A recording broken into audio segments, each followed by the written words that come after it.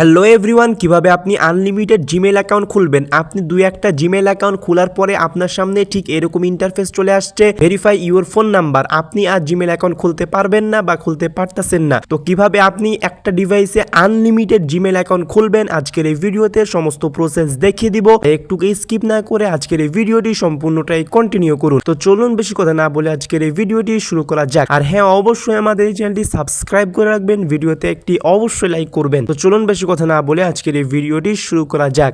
বন্ধুরা দেখুন, আপনি যদি আনলিমিটেড একটা ডিভাইসে খুলতে চান তাহলে কখনোই এই জিনিসটা খুলতে পারবে না, কারণ একটা ডিভাইসে মাত্র কয়েকটা জিমেল অ্যাকাউন্ট খোলা যায়। জিমেল অ্যাকাউন্ট যদি আপনি আনলিমিটেড খুলতে চান তাহলে আপনার অনেকগুলো মোবাইল ফোন লাগবে, প্রতিটা মোবাইলে প্রতিটা জিমেল অ্যাকাউন্ট খুলতে পারবেন। একটা ডিভাইসে অনেকগুলো জিমেল অ্যাকাউন্ট খুলতে পারবেন না। যদি খুলতে চান তাহলে আপনাকে অনেকগুলো ডিভাইস লাগবে, অনেকগুলো ডিভাইসে আপনাকে খুলতে হবে। এক ডিভাইসে আপনি অনেকগুলো জিমেল খুলতে পারবেন না, এটা কিন্তু হয় না, এটাও করতে পারবেন না। জিমেল আপনাকে আটকে দিবে, এইরকম ইস্যু চলে আসবে, আপনি খুলতে পারবেন না। তো জিমেল অ্যাকাউন্ট যদি আনলিমিটেড খুলতে চান তাহলে আপনার অনেকগুলো ডিভাইস লাগবে, ডিভাইসের প্রয়োজন আছে। একটা ডিভাইসে আনলিমিটেড জিমেল অ্যাকাউন্ট খোলা সম্ভব না, এটা অসম্ভব।